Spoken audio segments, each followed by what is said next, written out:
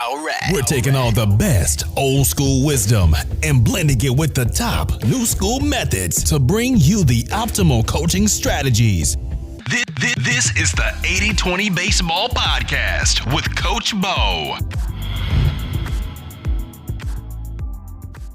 Welcome, coaches. Welcome, youth baseball coaches. Coach Bo here with you, 80-20 Baseball, our weekly get-together. If you didn't catch it last week, we discussed a couple solutions to dealing with obnoxious coaches that are all too common in youth baseball and youth sports. We talked about a college team that's playing at the College World Series, winning at a high level using old school and new school approaches. And I shared with you three of the main parts of the success plan of one of the greatest youth coaches to ever coach, Bob Hurley Sr., that is. So go back last week's episode if you haven't already. This week, we're going to start off a quick discussion about Wander Franco. And Wander, on ESPN.com stats here, Wander Franco has the second best WAR, so basically how much he's helping his team win compared to the other players in Major League Baseball. Wander Franco, second best WAR only to Shohei Ohtani, so he's helping his team more than all the other players in Major League Baseball except Shohei Ohtani. Now there's been a video on 8020baseball.com for a couple years now where I break down his first Major League at-bat. I broke it down the next day after he had his first Major League at-bat, and he got a walk in that at-bat, and you'll see the success that he had in that at-bat, how it was indicative of, or how it has been indicative of, his success moving forward. So if you haven't listened to that or seen that video yet, go watch that video on 80-20 Baseball. It'll show you a quality at-bat that doesn't end in a hit, a home run. It's a 6-pitch insight or look at what a great hitter is going to do at the plate or should do at the plate. We're going to talk about losing teams. And as a coach, if your team's losing more than winning, we will talk about how to handle that, some things we can do if your team's not winning as much as you'd like. I will also share out two really great tips, specific tips that come from somebody I follow on Twitter, Baseball Dudes Inc. Two specific tips that they posted out recently that we can take and use with our players, that we can take out to the next practice, to the next game, to the next season, and use with our teams to be better coaches. I'll share out a coaching quote of the week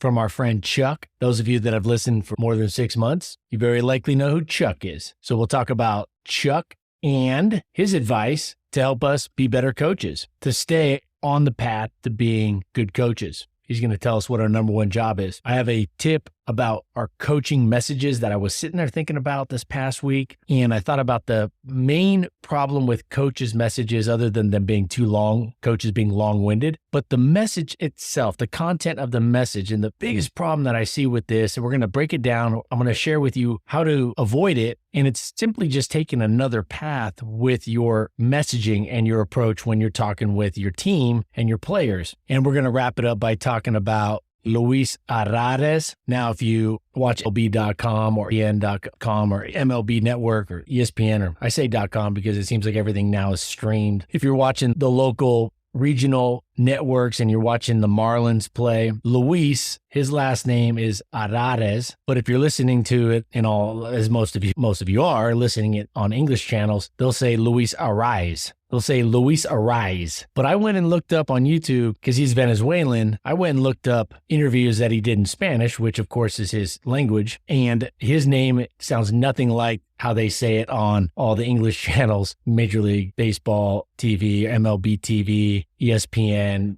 whatnot. That happens a lot with names. So I said his name last week. I said it and I thought, man, that's a tough one. Well, even the announcers or the interviewers, I should say, that were doing interviews with him or announcing his game that were Spanish speakers were having a little bit of a struggle with it because the double R, the A and the E together, and then the Z at the end. But nonetheless, let's just call him Luis. Luis for the Marlins. Man, he's having a heck of a year. Coach Cosimo out there in Florida, one of my OG listeners, brought to my attention that I don't give enough love, or I should give more love, I should say, that I should try to break down some East Coast players that then we can relate to and use, if we can use them, as youth coaches. And so that's always something that's super important. If we can't use those players at the professional level if we can't use what they're doing or their strategies or their message with youth players, and then we're not going to use it. Then we're just going to pass on it. We definitely can learn from Luis. And I got a really interesting thing that's about this when I was listening to him do an interview. And it was hilarious because Coach Cosimo, one of my original listeners, said that, hey, he wrote an email in reference to me talking about Freddie Freeman a few weeks back, and I was giving Freddie Freeman some love, but Freddie Freeman's out on the West Coast, LA Dodger. And you won't believe who Luis says is his favorite player to watch hit. Spoiler alert on that one. I'll share out the 2 hitters that he wants to be the modern day version of that are old school hitters. And I'm going to share what I think makes him as successful as he is, and all of it in which we can use with our hitters at the plate, all the way down through the lowest of youth baseball levels. So we'll talk about his approach at the plate, and I'm going to share things that he said directly and share them out with you. I did a video, this would have been 2 years ago, on Wander Franco. It's on the website, and it was his first MLB at-bat. So I watched his first Major League at-bat, I recorded it, and I shared out some thoughts on it. And he walked, didn't get a hit, he didn't strike out.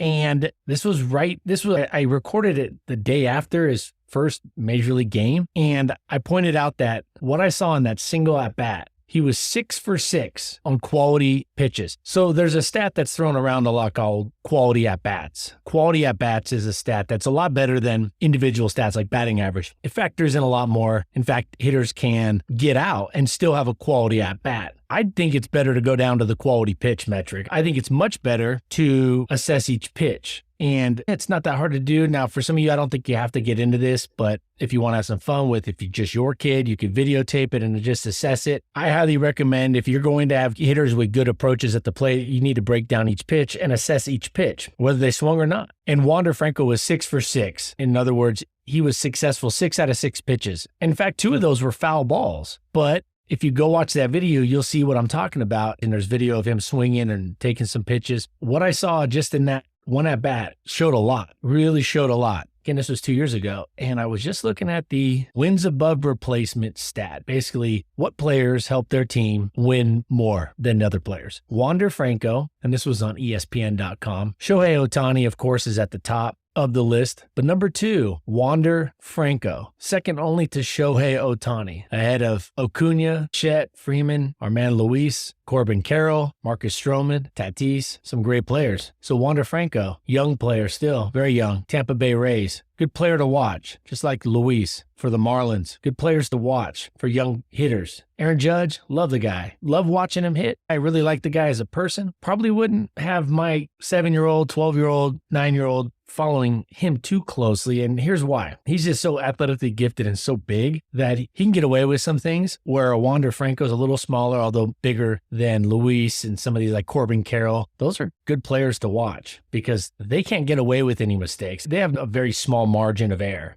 They're playing with not much of a buffer if they're going to be good. So Wander Franco having a great year. Good player to watch. If you want to watch some of these hitters, why I'm sharing this with you is you can go on YouTube, type in Wander Franco, and just watch some at-bats. Just say, type in quality at-bat Wander Franco, or watch the video on 80-20 baseball, and you'll see a perfect example of what it looks like to have a good approach at the plate. So losing teams, even the great coaches have losing teams. John Wooden didn't win a championship for 16 years. Nick Saban barely lasted a couple seasons in the NFL before having to get on a plane and leave town, head back to college. And great coaches even have seasons that are downright terrible when it comes to the win-loss record. The win-loss record. The one thing you can't lose is the main job we have to make our players better people and to have fun. Now, losing isn't as much fun as winning, but that doesn't mean it shouldn't still be fun. Maybe it's just not quite as much fun, but it should still be fun. The fun should not be predicated on winning or losing solely, or even the majority of it. That means we're failing as coaches in certain areas, or at least we're not to where we need to be. So I wanted to talk about that. As some of your seasons are wrapping up or have wrapped up, you're not going to win all your games. Sometimes you lose more than you win. A lot of you that are following this and have been following 80-20 baseball and implementing this stuff, you're starting to win more than you would have and more than you lose. And some of you a lot more. I get those emails a lot. The great managers in baseball, 60% of their games they win, just 60, 6 out of 10. They basically go 6-4 every 10 games. Baseball is not the sport that you can dominate like basketball, where you can control who gets the ball, who has the ball, smaller court, fewer players. Same with football. You can get the ball to that player a lot more often, those players. In baseball, each hitter gets to get up there and hit. Now the pitchers have to rotate through because you're trying to, keep them safe, their arms healthy, pitch counts. The other team's going to hit the ball randomly, and it's going to find all your players eventually. So you can't control that as much as a baseball coach. So if your team loses more than it wins, you just have to be sure that you are still winning when it comes to making it fun and building up winning human beings. They should be winning human beings, and they should be laughing and smiling. That is a winning season. And do they want to come back next year and play? That is a winning season. Do your players want to come back and play again next year? Will they play for you again? That is a winning season. I think looking back now and looking forward to next season, looking back to the beginning of this past season for some of you coaches, it's definitely important to be very upfront with your players and parents about the objective and the goals of the season. If you're over the top selling them, they're out there to have a good time, they're out there to hustle, they're out there to be good teammates. Yes, they're out there to win games, or at least give it their best and be better versions of themselves at the end of the season than they were at the beginning, or from week to week, game to game, or month to month. But make sure as coaches, you're very clear about the goals and you're molding that paradigm. You're molding the mindset and the view of what the goal is. We need to mold that a lot with our players and the parents. And some might not buy in, and some of them might not buy into this. They're so gung-ho about winning at all costs. Well, just be careful when you add them to your team. And maybe at the end of the season, just say, hey, it's probably best that, you find another coach next year. Loved your kid, good time, and just be upfront. Say, we want to win. I think you prioritize winning ahead of the other important things. And so for that, it's not a good fit. Just say it's not a good fit and move on. So be very upfront about what a winning team looks like. It's not just wins and losses. It's not just on the scoreboard. So I think that's important.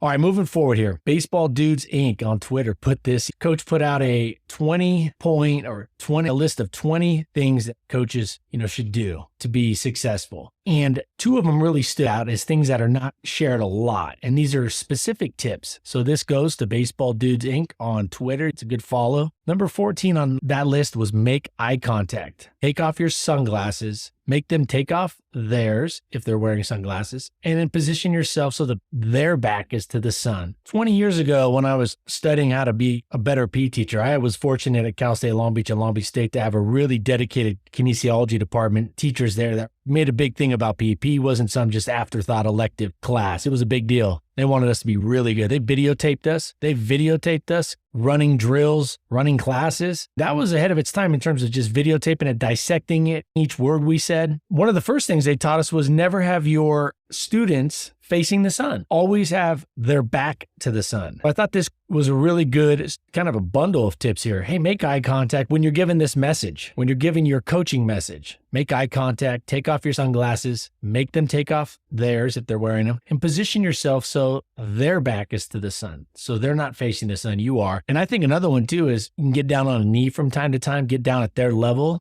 Don't always be talking down to them. Maybe squat, take a knee. That's not a bad idea. I like that strategy too. Number 18 on that list was read your audience. Know when it's time to move on. So when you lose attention to everything you want them to, to hear, that's when things are going to go in one ear out the other. So read your audience. Know when it's time to move on. In fact, we've talked about probably don't even need to wait to read your audience. I'm telling you, 3 to 4 to 5 minutes, 5-minute max discussion. Now, this point, number 18 on that list was about post-game, pre-game speeches, discussions with coach-led discussion. Don't get long-winded. Set a timer. Have an assistant set a timer. And then just give you a thumbs up when it's time, or just tap their wrist, tap their watch, or set a timer. Or just get really good at being concise and clear and get it done with in 3 to 4 minutes and then move it on. So I thought those were two really great points about just read your audience. Now, I don't even think you should get to the point where your audience is tune you out when they're starting to look around, they look bored. There's two other foundational issues there. One, your message is not compelling. And two, you're going too long. Most kids don't start checking out after 1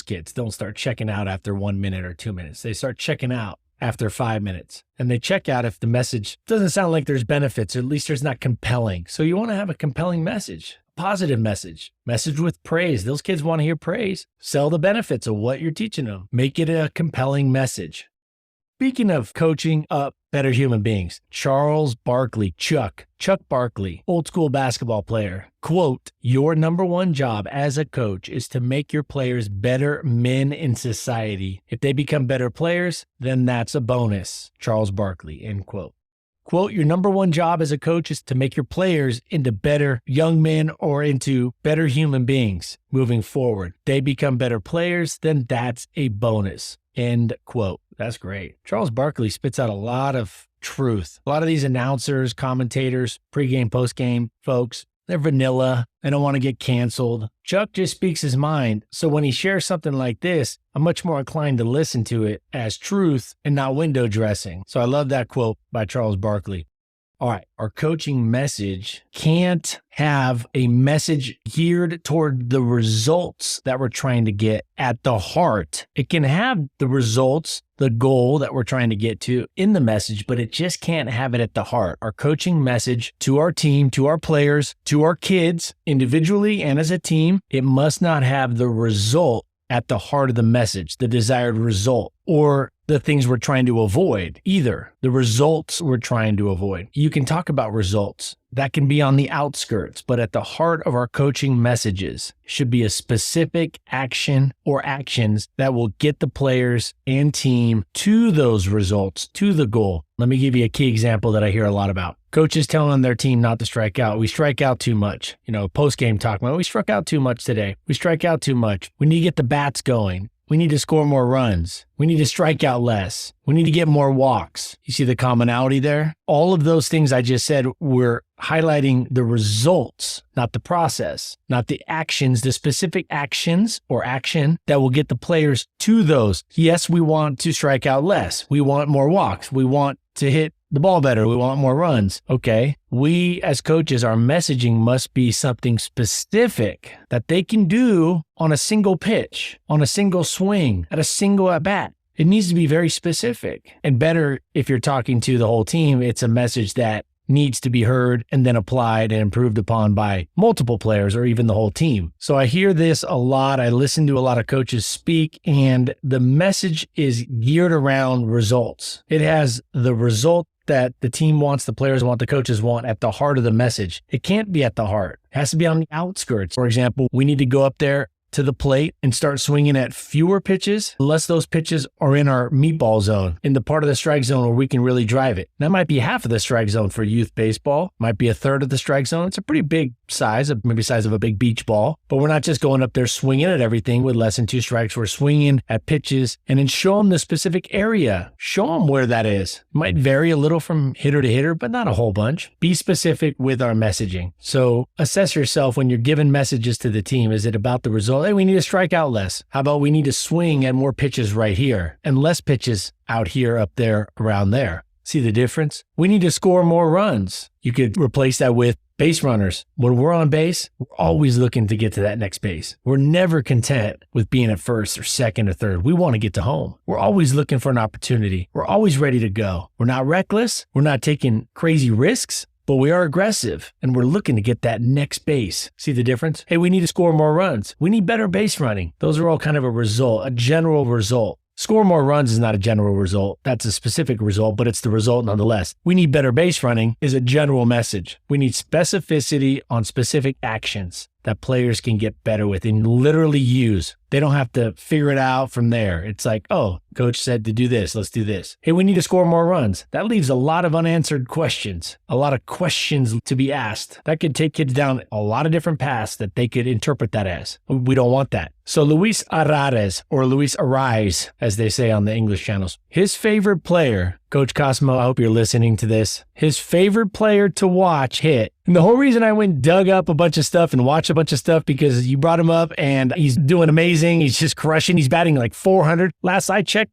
earlier today, he was batting 400. He has 3 5-hit games this month. He has 3 5-hit games this month. They might say, that sounds good. Since 1922. So for the last 100 years, there have only been 4 hitters who have had 4 5-hit games in a season. Ty Cobb, Stan Musial, Tony Gwynn, Ichiro Suzuki, the who's who of good hitters. So the only 4 hitters ever to have 5-hit games 4 times in one season, Ty Cobb, Stan Musial, Gwynn, Suzuki. He has 3 5-hit games this month. Of course, I can't leave out my favorite stat, encapsulate how productive a hitter is, helping his team win. Weighted runs created plus, he's at 160. 160 is perennial all-star. You get to about 180, now you're in the MVP talk. 175, 170. Unless you got a really great gold glove with it, a great glove, then you can drop down. You could be at 140. But 160, awesome at creating runs. Luis, his favorite player to watch hit is Freddie Freeman. His favorite hitter to watch it is Freddie Freeman. The whole reason I went digging on him was because I was talking about Freddie Freeman. I was talking about West Coast guys, and then I go dig it up. That's his favorite player to watch it. That's right from the horse's mouth. Saw him do an interview recently. He said, my favorite player to watch it is Freddie Freeman. I try to do what Freddie Freeman does. So, hey, we're all on the same path here, at least. He wants to be the modern day version of Rod Carew and Tony Gwynn, 2 pretty great hitters. He has a very low strikeout rate. It's like 5%. That's really low. He has more walks than strikeouts. That's a huge sign. So if your strikeout rate is 12%, but you have 14% walks, that's great. So if your strikeout rate is higher, but you have more walks than strikeouts, that's great. It's not just about striking out at a low rate. It's about scoring and producing runs. He has a really great plan A and plan 2 approach. So if you watch him hit, he's not chasing pitches with less than 2 strikes. He's getting his pitch. He's getting his pitches, his area. He's looking for pitches in his area, and he's trying to hit hard line drives about 10 feet over the infielder's head. It's very clear what he's trying to do. If you look at his bat path, if you look at how he moves his body, he's clearly trying to hit the ball to the outfield, but he's trying to hit line drives to the outfield. He's trying really hard to hit line drives.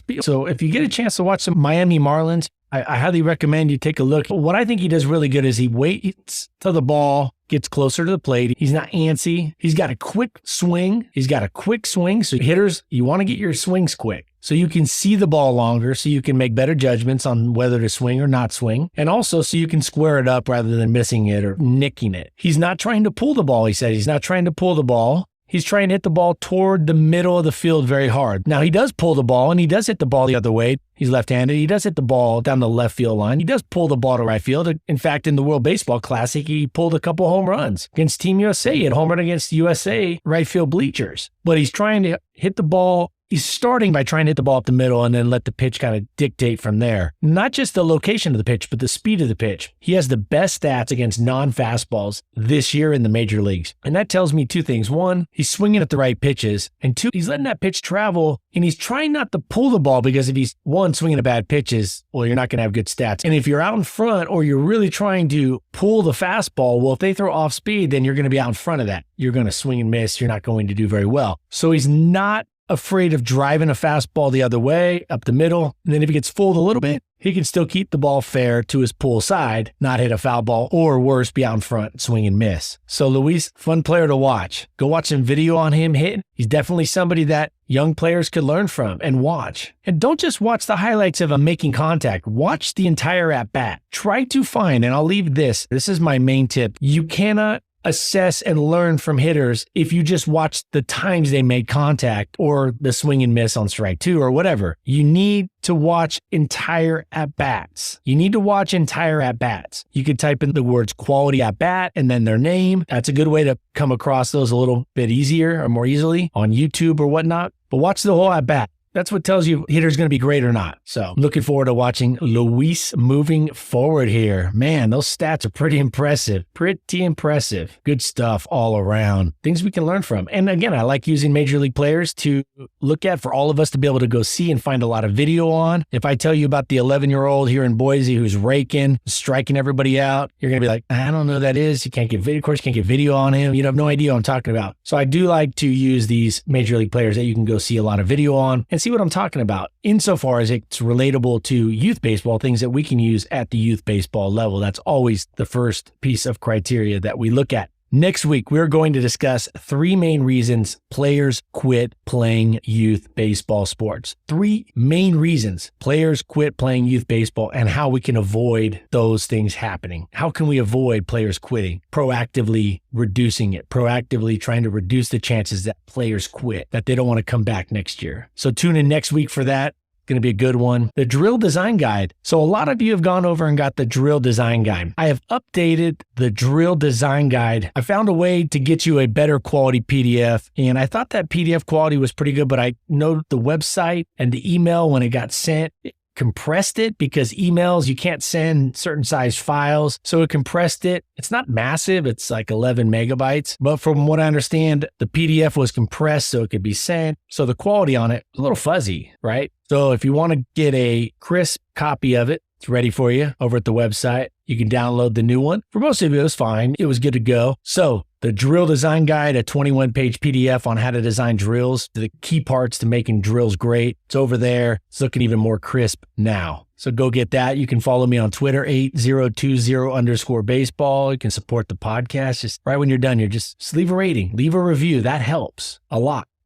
Email me your success stories, your questions, coachbo@8020baseball.com, or go to the website, go to the contact page, send me your success stories, your questions, and we'll go from there. Until next week, take care of yourselves, your health, your families, your close friends, and take this information out there and build better human beings up. Get your players to be better human beings moving forward, get their skills leveled up, increase the level of fun they're having, and create a positive team culture with this information and better players. And until next week, adios.